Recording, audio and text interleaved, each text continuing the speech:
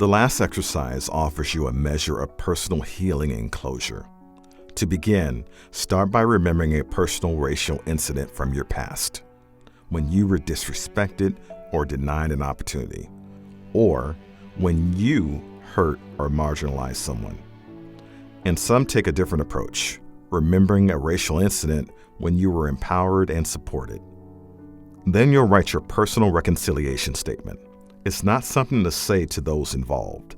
It's a reconciliation internally, a personal reflection to find closure or awareness or express gratitude. Right about now, some participants aren't sure they have a personal racial incident. Trust that you'll hear a lot of examples so you can make your choice. Let's begin as Ann and Walter remind us that healing can start when we're truthful about our past. So that's what we're going to do now. We're going to start to look inside at our truth. And this will move us toward reconciliation. Truth-telling is one way we can begin to heal ourselves. And to the degree that we don't tell the truth, we stay stuck. And so what we want to do is reconcile with ourselves so that we can be free and so that we can move forward. And when we can be free and we can move forward in our own lives, that enables us then to help move the country forward. And so what we're going to do now is we're going to look at a racially significant incident in our own lives. It might be something really current. It might be something long ago. It might be something that we've done. It might be something that we didn't do. Of course, we're not going to heal all of the pain of racism in this one small exercise. But we can begin, and we can find some liberation, and we can find some freedom here. Rest assured, we will not be asking you to go handle this incident with the person involved. It's not safe or smart to do it, right? And in other instances, it might actually cause more harm to the person involved. So you're going to think of a racially significant experience, right? Again, it could be really long ago. It could be very current. You're going to consider the emotional impact, and then you're going to write a reconciliation statement. Of course, Walter and I are going to show you how. I'm going to share my racially significant incident. I went back to a reunion, and I went to a predominantly white school. And I said to a very dear friend of mine who was Black, I made a joke about this person being our token Black. Now, I got to tell you, all these years later, it pains me to tell y'all that story, right? And I thought I was in on the joke making fun of the school, right? But what I did was disrespect and diminish one of the people that I respected the most. And it's something I've carried with me all these years, right? So that's my racially significant incident. My acknowledgement is that I feel shame, I feel regret, I feel remorse, I feel like mortified. And I don't know how this person felt, but I think I can't imagine that anything other than disrespect, hurt. So my reconciliation statement is I was wrong. All these years later, I regret deeply what I did. I apologize for disrespecting you, for diminishing you, for hurting you. And thank you for sharing. And I believe you. Thank you. Louis. That's how this goes. And to the degree that I don't tell that truth, I stay stuck. But I got to get unstuck from that so that I can move forward and be part of the solution. We went to the movies, had a wonderful time. We went up to a park and just pulled over in the park. There were other cars there. We were just talking, laughing about the movie. Suddenly, bright spotlights from outside our car just hit our car. Quickly realized we were surrounded by police. Suddenly, over the bullhorn, The police are yelling, "Step out of the car, please step out of the car." We're like, are they talking to us? What is going on?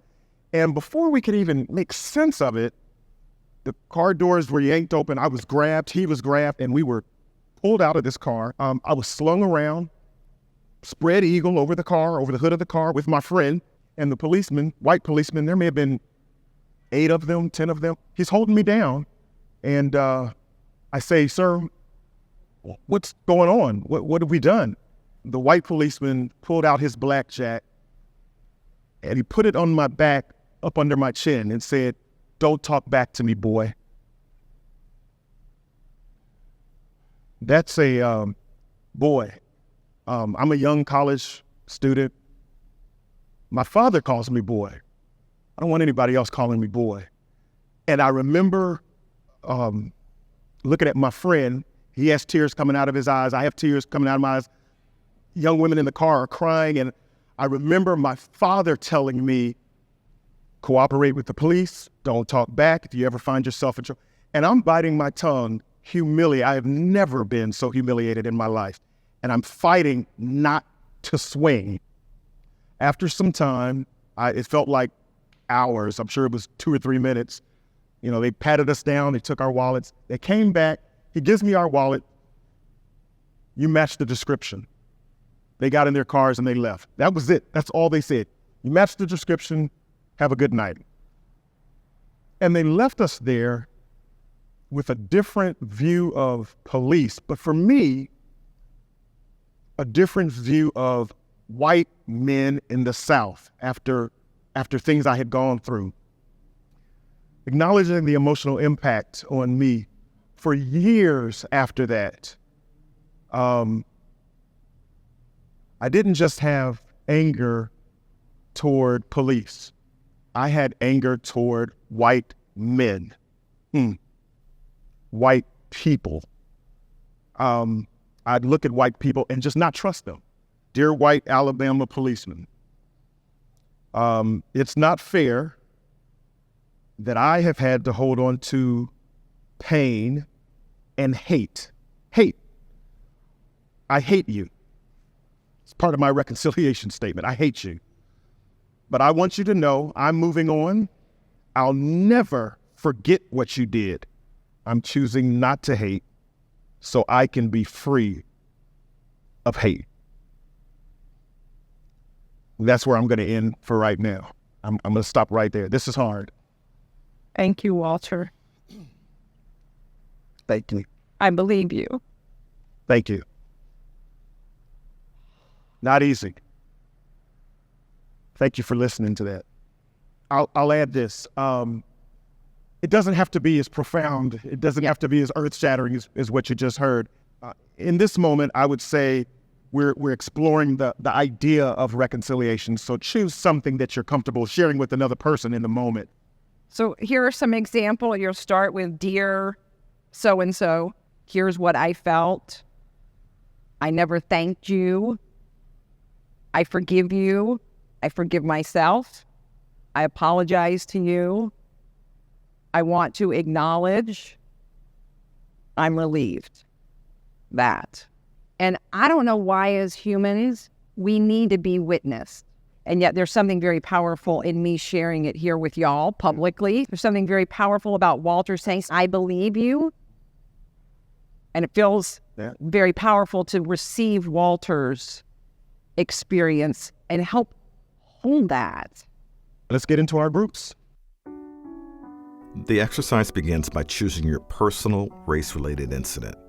You'll find lots of examples in your participant guide, like when you have regrets about what you did or said, or when you remain silent, when you were disrespected or wounded. For some, you may find your reconciliation statement takes the form of a thank you, acknowledging who supported you when the incident or conversation took place. That's step 1, choose an incident. Step 2, name the emotional impact on you and the other. Step 3, write a reconciliation statement. Step 4, receive your partner's response. I believe you. Then answer in your pair, what was the impact of you saying your statement? What was the impact witnessing other statements?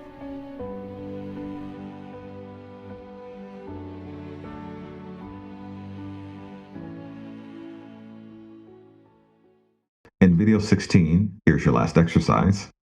To reconcile about a past racial event, gift yourself a sense of closure or name a breakthrough. Here's part 2 of 2. To access the series, click on the playlist.